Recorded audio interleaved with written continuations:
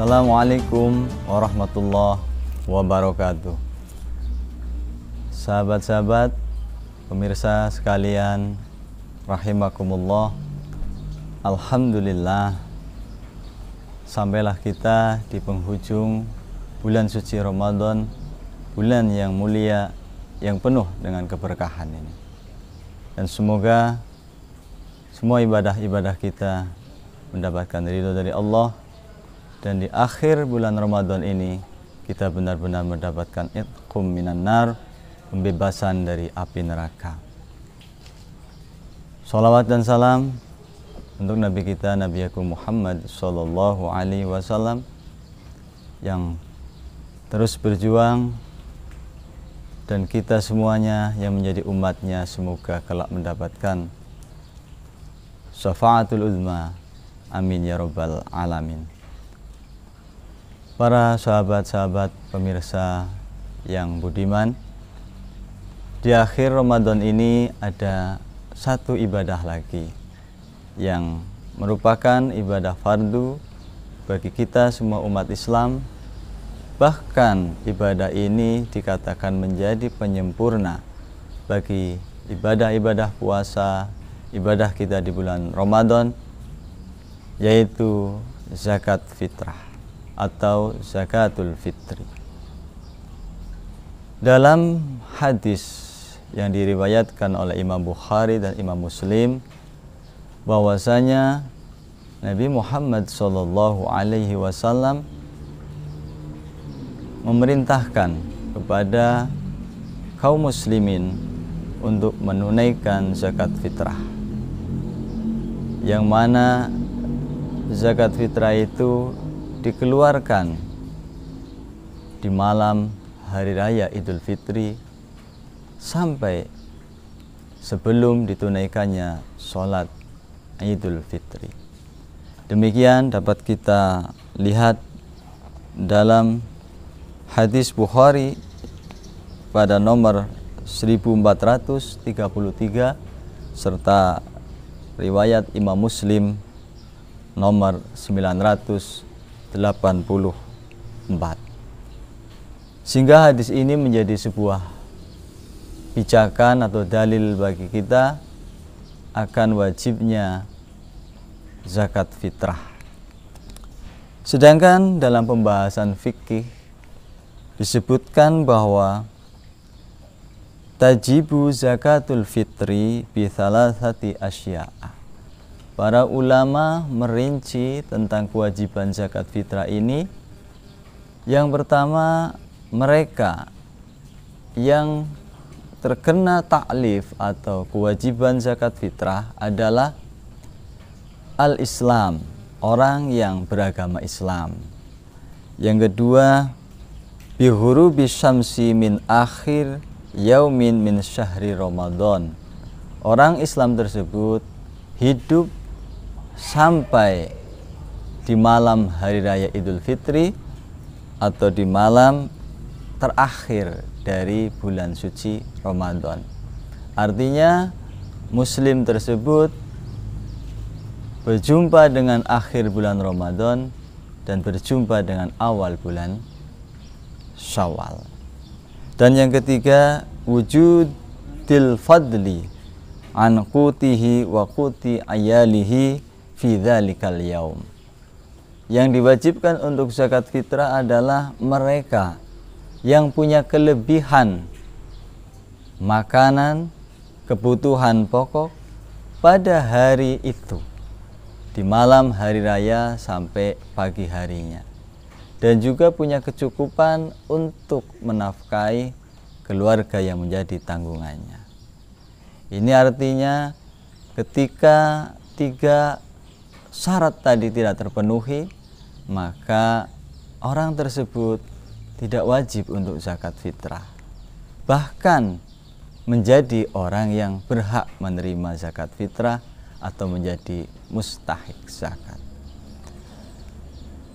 Para sahabat dan pemirsa yang berbahagia,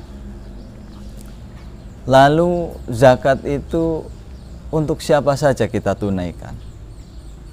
Yang pertama, zakat tersebut tentunya adalah untuk diri pribadi kita masing-masing yang telah memenuhi syarat tadi. Kemudian selain wajib untuk pribadi kita, ketika kita adalah seorang suami, seorang ayah yang punya anak atau punya keluarga yang wajib dinafkahi dan mereka beragama Islam, maka kita pun harus menunaikan zakat untuk mereka yang kita tanggung nafkahnya, seperti istri dan anak-anak kita. Selanjutnya, sahabat-sahabat semuanya, zakat ini ditunaikan dengan memakai makanan pokok yang sehari-hari kita makan.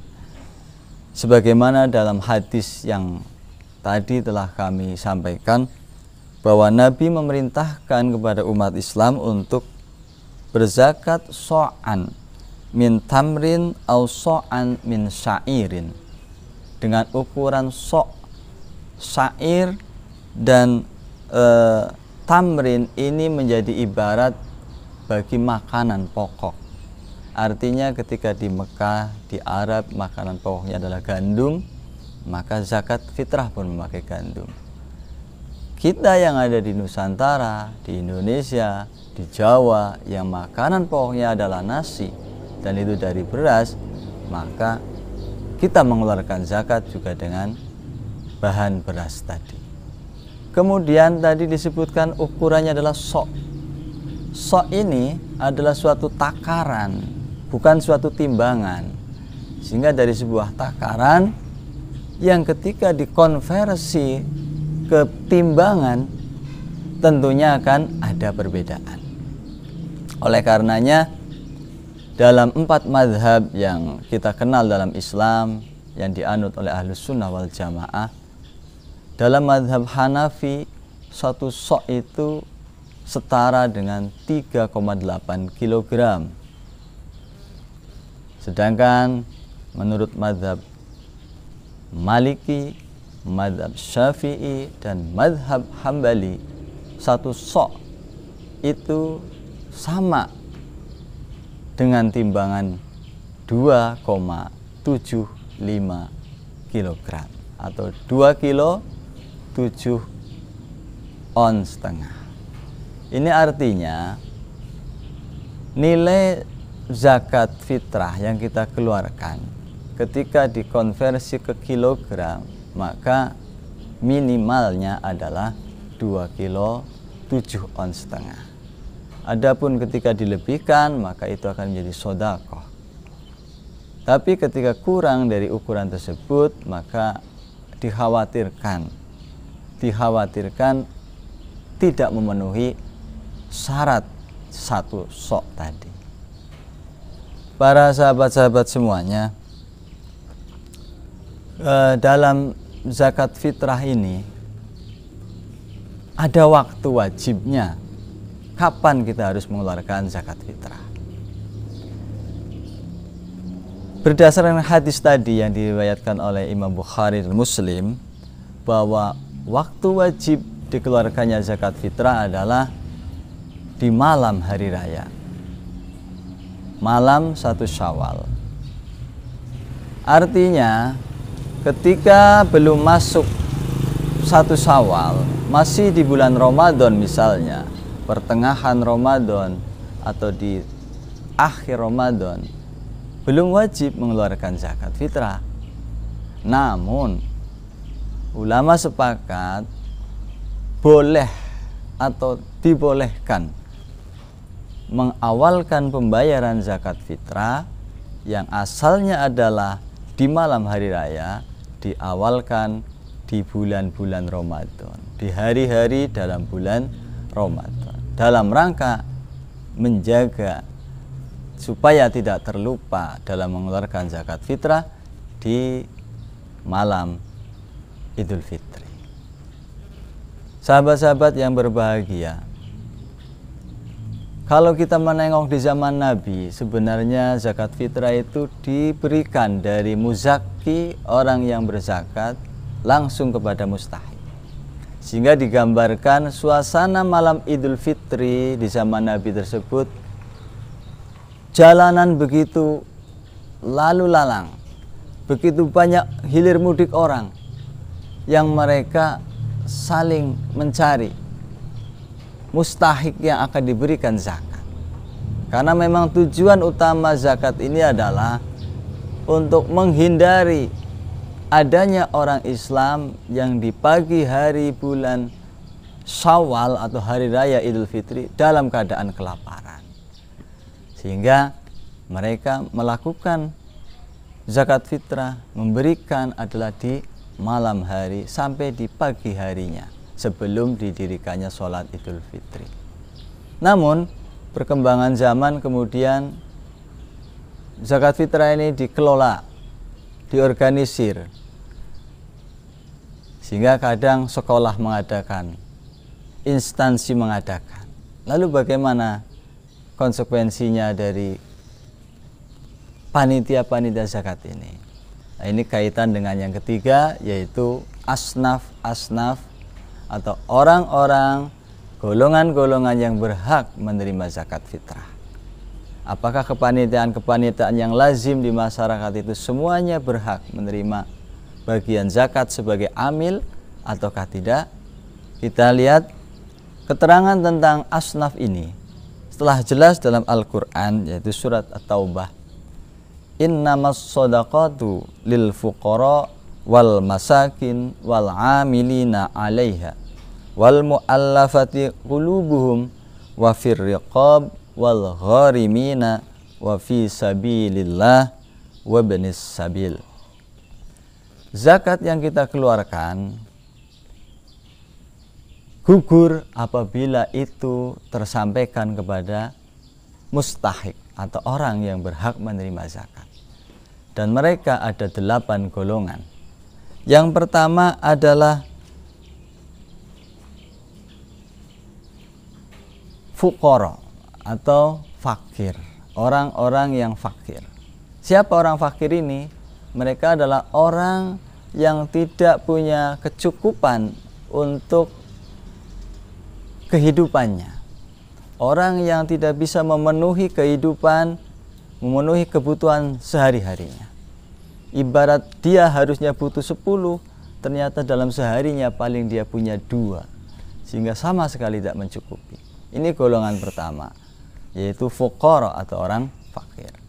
Yang kedua yang berhak menerima zakat adalah masakin atau orang-orang miskin. Mereka orang yang kekurangan, walaupun tarafnya lebih baik daripada yang fakir tadi. Miskin ini digambarkan bagaikan orang yang punya kebutuhan 10 dalam seharinya, dan ternyata dia hanya punya 8 untuk mencukupi, masih kurang 2. Nah, inilah definisi miskin. Kemudian wal amilina 'alaiha, ini orang-orang yang menjadi amil, bekerja untuk zakat. Mereka mengumpulkan zakat, menarik zakat, mengelola zakat, dan menyampaikan zakat kepada mustahik yang lain seperti fakir miskin. Maka dirinya ini menjadi punya hak untuk memperoleh zakat juga, menjadi mustahik. Namun perdebatan muncul, apakah semua orang yang mengelola zakat itu boleh menerima bagian zakat atau boleh dikatakan sebagai amil? Nah, ini terjadi perbedaan pendapat. Pendapat yang paling masyhur, yang paling muktabar, bahwa yang masuk dalam kategori amil adalah mereka petugas-petugas yang ditunjuk oleh pemerintahan yang sah. Kalau dulu adalah khalifah yang memerintahkan, kalau sekarang lewat presiden, lewat departemen, dengan SK turun dari pusat ke wilayah, ke kabupaten, sampai ke ranting. Sehingga ketika ada pengurusan amil zakat di ranting atau di tingkat desa, tapi punya SK, keberadaan mereka disahkan oleh tingkatan di atasnya, oleh kabupaten, yang pengurus kabupaten punya SK legalitas sebagai amil zakat, SK dari atasannya, dari wilayah, kemudian wilayah dari pusat, maka secara garis ini resmi sebagai amil yang mereka juga berhak memperoleh bagian zakat. Adapun mereka panitia-panitia lokal, panitia swadaya masyarakat, mereka belum bisa dikatakan sebagai amil, tapi mereka sekedar sebagai panitia yang membantu.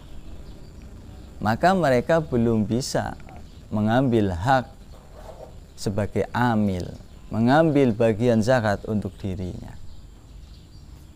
Perbedaannya adalah ketika amil itu resmi dari bentukan pemerintah sampai dari pusat sampai ranting, mereka statusnya sebagai wakil dari mustahik.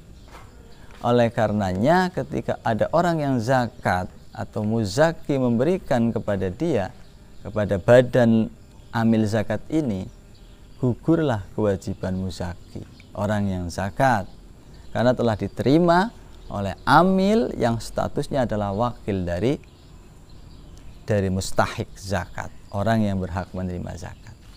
Tetapi ketika kepanitiaan yang swadaya, yang lokal, yang di sekolah misalnya, di instansi yang tanpa badan hukum resmi dari pemerintah, ketika ada orang berzakat lewat mereka, mereka statusnya sebagai wakilnya orang yang berzakat. Artinya badan ini berkewajiban untuk menyalurkan sampai ke mustahik. Dan ketika belum sampai ke mustahik, artinya muzaki ini belum gugur kewajibannya dalam berzakat, walaupun telah memberikan kepada panitia tadi. Sehingga kewajiban panitia ini harus menyampaikan sampai ke mustahik. Para sahabat dan pemirsa yang budiman, lalu apakah amil ini mendapat bagian 1/8 karena mustahik zakat ada 8 golongan? Ternyata tidak. Dalam pendapat yang afshah, bahwa amil ini hanya mengambil ujrah misil atau upah jasa sebagai pengelola zakat. Semisal di daerah kita orang itu bekerja sebagai buruh itu sehari diupah 80.000, maka amil itu pun hanya berhak memperoleh 80.000. Atau setara misalnya kalau harga beras sekarang itu 10.000 1 kilo, kemudian kita paket zakat itu 3 kilo, 30.000, maka paling enggak amil itu mendapatkan 2 atau 3 kantong, seperti situ aja. Itu golongan yang ketiga. Kemudian golongan yang keempat yang menerima zakat adalah al-mu'allaf, orang-orang yang ditundukkan hatinya, orang-orang yang sedang dikuatkan imannya, Islamnya, orang yang baru masuk Islam misalnya. Dengan diberi zakat mereka akan merasa gembira dan merasa senang dan merasa beruntung masuk ke dalam agama Islam. Oh, ternyata Islam itu memang agama yang baik, agama yang memperhatikan orang yang baru masuk Islam, sehingga imannya tumbuh dan mereka semakin cinta pada Islam. Ini mu'allaf. Kemudian wafir riqab, golongan berikutnya adalah budak-budak. Nah, mungkin di hari ini tidak ada budak, tapi tentu ayat ini bisa saja terpakai mungkin ketika di akhir zaman terjadi lagi perang, kemudian terjadi lagi tawanan perang, kemudian ada yang dijadikan budak. Nah, ketika budak itu muslim, tentunya berhak menerima zakat. Wal gharimina, golongan yang berikutnya adalah orang-orang yang punya hutang, dengan beberapa catatan. Tentunya hutang itu hutang untuk suatu yang pokok, suatu yang kebaikan, dan mereka memang tidak mampu menyauri hutang tadi. Bukan seperti hutangnya orang sekarang, mohon maaf, hutang untuk kemewahan, hutang untuk kebutuhan yang sekunder, yang sebenarnya tidak butuh, kemudian karena gaya hidup berhutang. Nah, seperti ini tentu lain ceritanya. Sahabat, yang berikutnya yaitu wafi sabilillah, orang-orang yang berjuang di jalan Allah. Orang-orang yang berjuang di jalan Allah ini pun mengalami polarisasi pengertian. ketika di awal Islam, mereka yang disebut sabilillah adalah mereka yang berperang di jalan Allah, membela agama Allah, dan mereka tidak mendapat upah dari pemerintah, tidak mendapatkan gaji dari pemerintah, sehingga mereka adalah tentara yang sukarela berperang demi membela agama. Namun karena sekarang tidak ada pasukan yang seperti itu, tentu maknanya menjadi berbeda. Ada yang kemudian memaknai sabilillah adalah sabilul khair, orang-orang yang berjuang di dalam kebaikan, seperti para pejuang agama, para pedakwah yang mungkin mereka berdakwah di pedalaman, para kiai, para ustadz dan sebagainya. Dan yang terakhir adalah ibnus sabil atau para musafir yang kehabisan bekal dan kemudian mereka berada di tempat zakat, maka mereka memperoleh juga bagian untuk mendapatkan zakat fitrah. Para sahabat, para pemirsa semuanya, sekelumit tentang zakat ini, semoga ada manfaatnya, bisa menjadi pedoman bagi kita untuk nanti menjalankan zakat fitrah di akhir bulan Ramadan ini. Semoga ada manfaatnya, kurang lebihnya mohon maaf. Wallahul muwaffiq ila aqwamit thoriq. Wassalamualaikum warahmatullahi wabarakatuh.